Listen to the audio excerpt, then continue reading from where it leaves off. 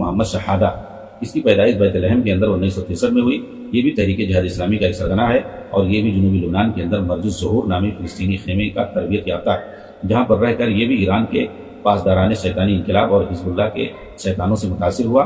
ایک متشدد شیعی میگزین المنبر کے ساتھ اپنے ایک انٹرویو میں یہ عہد کیا ہے کہ وہ فلسطین کے اندر شیعی مذہب کی نشر و اشاعت کرے گا۔ چنانچہ اس نے اپنے پیدائشی شہر بیت لحم کو فلسطین میں شیعی مذہب کے پھیلانے کا مرکز بنایا۔ اس طرح اس شہر کے اندر اس کے بہت سارے پیروکار ہو گئے جو اپنے شیعی مذہب کا اعلانیہ ذکر کرتے ہیں، اور جو ان پر نکیر کرتے ہیں ان پر یہ لوگ ظلم کرتے ہیں۔ اور اسی لیے محمد شہادہ نے 2006 کے پارلیمانی انتخاب میں بیت لحم حلقے سے بطور امیدوار کے حصہ لیا تھا، حالانکہ تحریک جہاد اسلامی نے اس انتخابات کا بائیکاٹ کیا تھا۔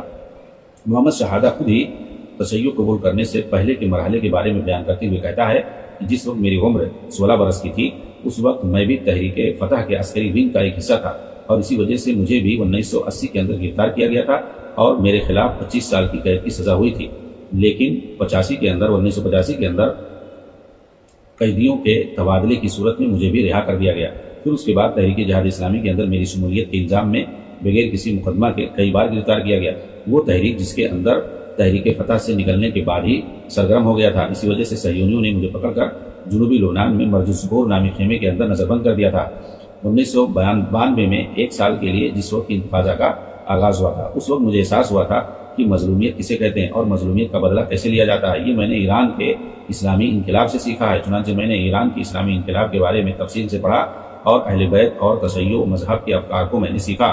وہاں رہ کر مجھے یہ احساس ہوا کہ اب میں حقیقی اسلامی زندگی گزار رہا ہوں، اور یہ احساس مجھے ایران کے پاسداران انقلاب اور حزب اللہ کے مجاہدوں کے ہاتھوں ہوا جو خیمے کے اندر ہماری زیارت کرنے آتے تھے۔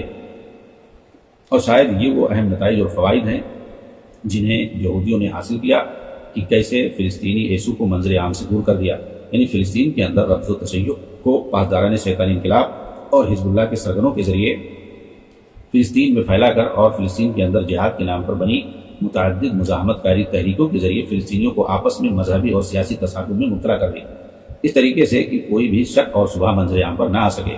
اس طرح کی حقیقت بیانی کا اظہار فیصل نور نامی ویب سائٹ پر کیا گیا ہے۔ یہ ویب سائٹ گرچہ سلفی نہیں ہے، مگر اس نے حقیقت بیانی سے کام لیا ہے جس کے اندر کوئی شک نہیں ہے، کیونکہ یہ ساری چیزیں زمینی حقیقت ہیں۔